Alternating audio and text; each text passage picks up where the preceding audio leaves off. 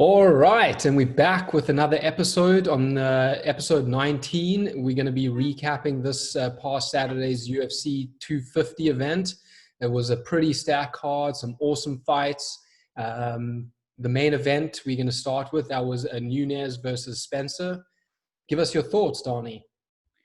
Yeah, man, I saw the commentators were talking a lot about somebody placing $1 million bet on Nunes, and I thought it was interesting that they brought that up because I'm sure that there's often pretty big bets happening. I thought it was interesting that they had this as one of their talking points.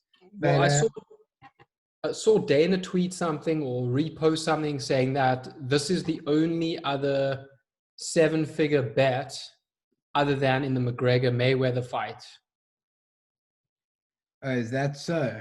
I mean, that's what I saw. Might be wrong, obviously, but who knows? But I'm sure there's some massive bets. But yeah, Yeah. Well, I look, I think he mean, that bet. was a pretty safe bet. Yeah, And yeah, I just think Nunes is so complete. Again, like I think that there's two in women's MMA. There's two women who are just light years ahead of everyone, and that's Nunes and Shevchenko. I I think agree, 100%. there are other exceptional fighters. Rose and Andrade has been booked again, and I just think Rose could be way up there.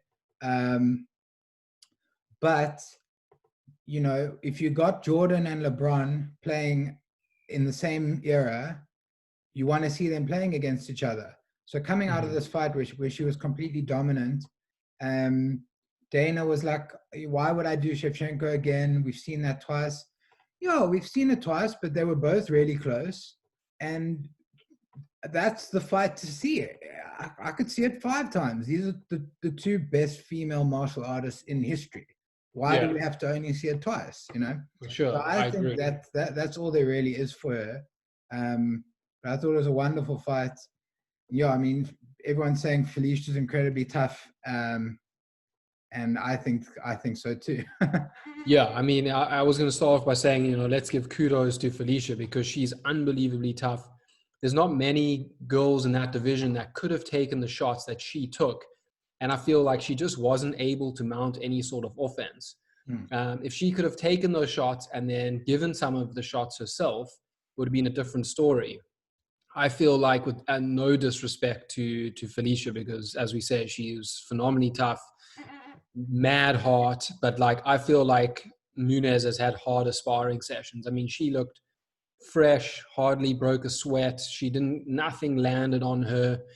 It was just a dominant performance. And I feel like it was kind of, for her, it was like almost, she was smiling. Even Rogan said it, like, how many people do you see smiling more than Nunes in the octagon?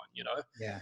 So if Felicia can obviously learn a lot from this, I really wanted to see the fight stopped in the fifth round. I think Dana said something similar. Rogan and DC were talking about it.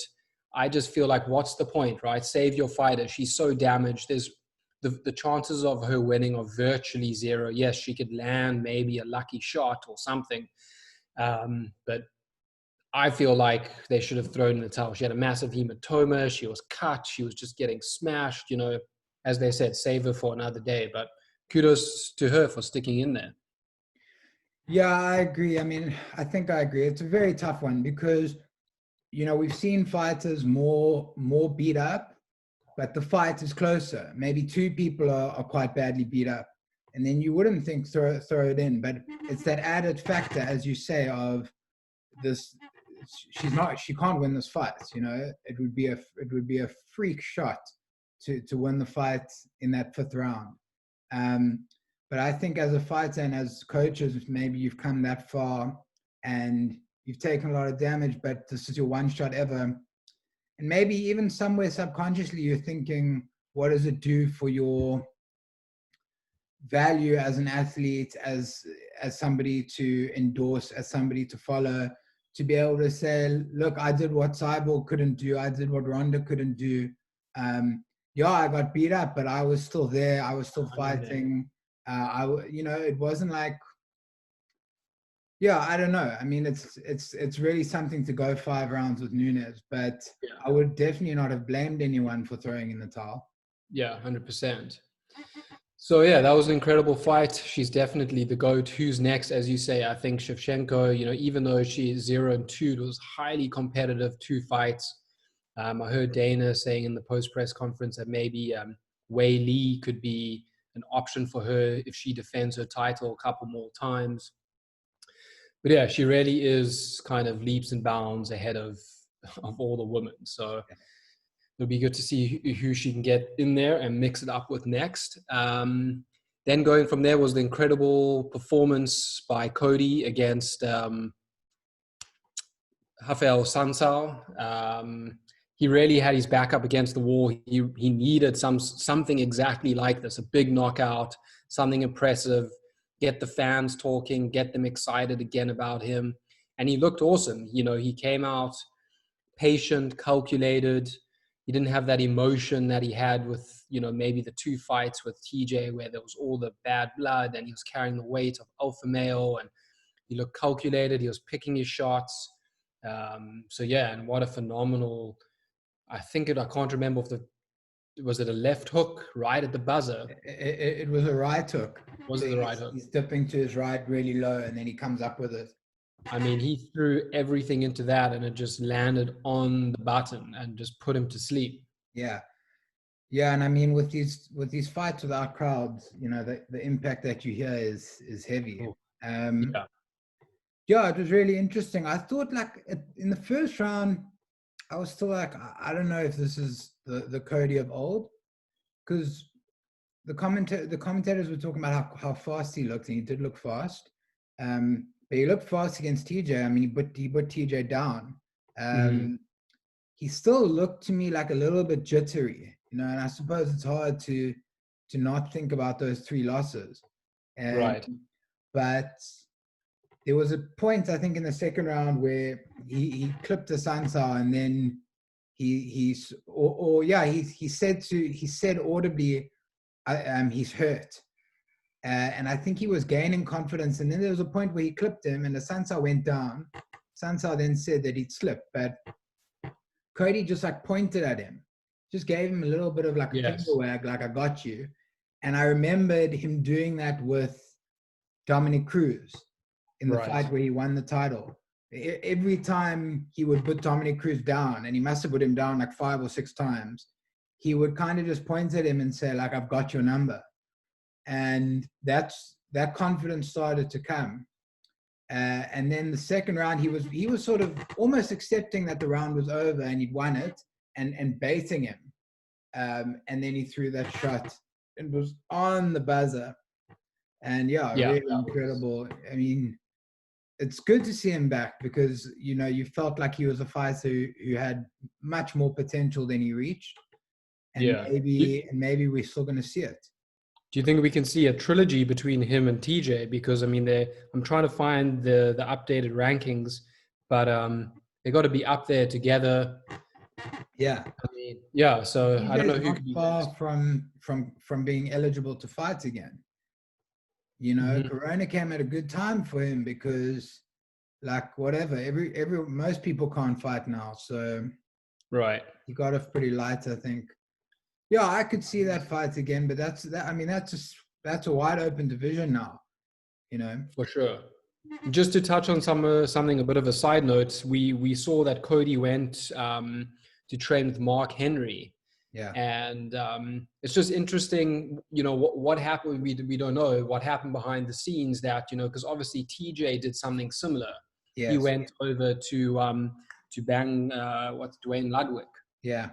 This whole kind of chaos and turmoil and bad blood. And it seems like Cody's done something very similar. It's obviously the way that he just approached it with Uriah, because it was obviously done kind of in a bit more of an amicable way. But it's just interesting to see that he's done something similar that led to like this real bad blood between TJ and the male team.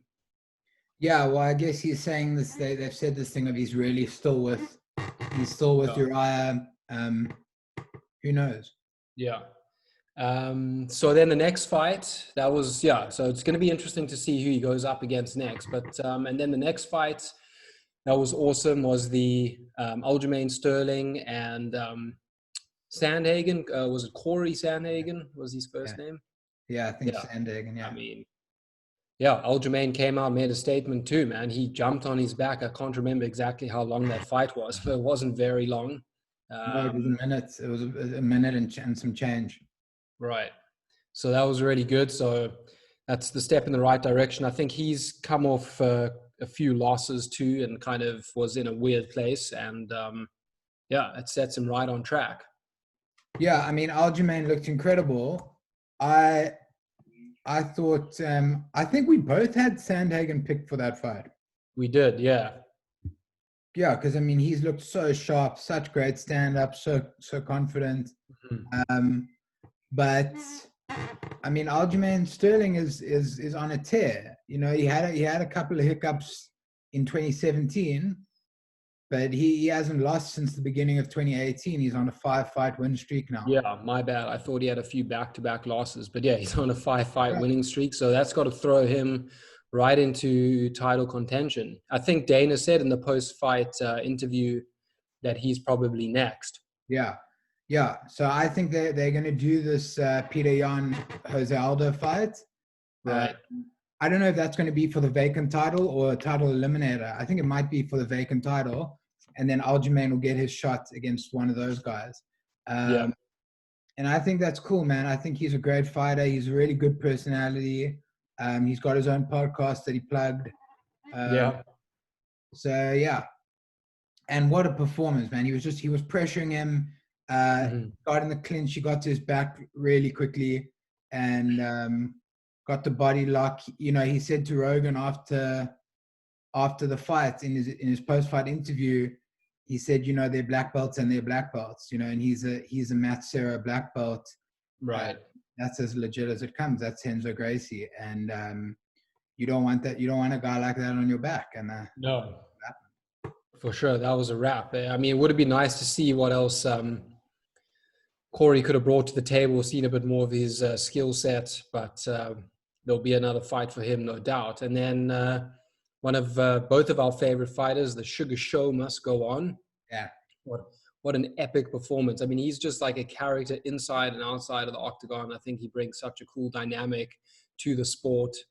He's so fluid in there with the stand-up, and he's so precise. I mean, that shot that he put him down with was just like a laser shot. You know, it was just so well timed, phenomenal.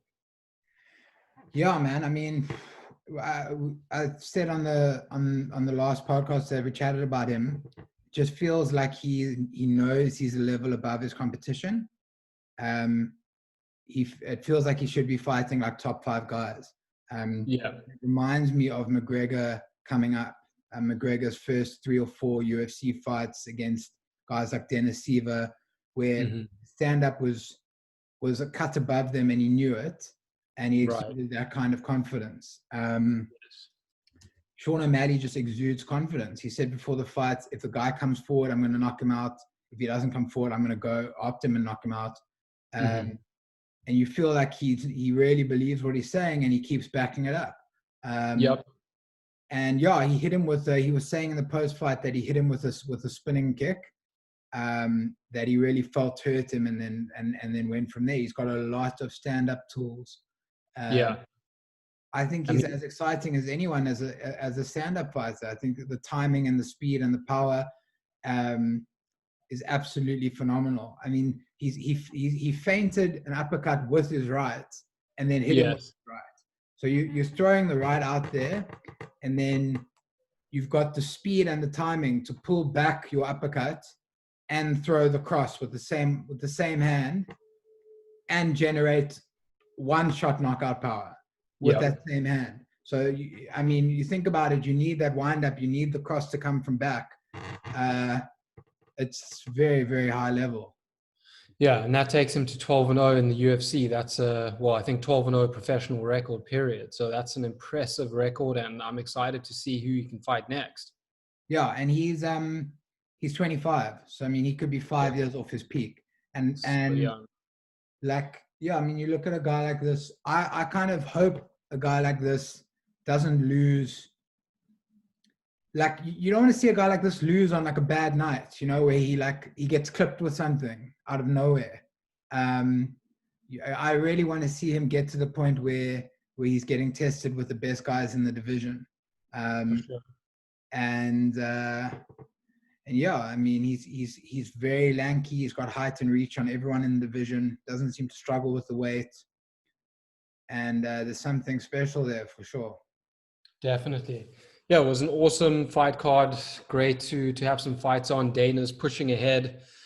Yeah, he's, as he said in the post fight press conference, I mean, he's really taking some bullets from everywhere, but he's just, putting his head down, he's grinding, and he's making it happen, even though he's getting all sorts of shit from the media, from different companies, from the fighters wanting more fight pay. I was thinking this guy could easily be sitting on an island, not Fight Island, but an island, and sipping on margaritas, doing whatever he wants. But meanwhile, he's in there grinding, trying to put some fights on. So props to him, and for the fans, it's awesome. Yeah. And yeah, well, go ahead. Dropping out left, right, and center, retiring, vacating titles, retiring all over the place. So. Crazy. It's madness. Dana keeps saying, like everyone's in this lockdown, they're doing crazy shit, like they've been locked up too long. So yeah, it's an interesting landscape. So yeah, that was a great fight card. I think there's another fight card happening Sunday, the 14th of June in the UFC Apex, which we can preview on another podcast. And yeah, Don, it was good catching up. Do you want to leave us with anything, or is that a wrap? No, man, that's a wrap. Yeah, it's good to see those fights, and probably the best card we'll have for the next month and a half, 2 months. But yeah, lots of interesting prospects on the card. Yeah, very exciting. And I think Dana's also coming out with some news next week, he said, on Fight Island. Some pictures, where it is, what the plan is. So it'll be cool to see some of the international fighters getting back in the mix and fighting again. And then that obviously opens up the landscape even more. Yeah, for sure.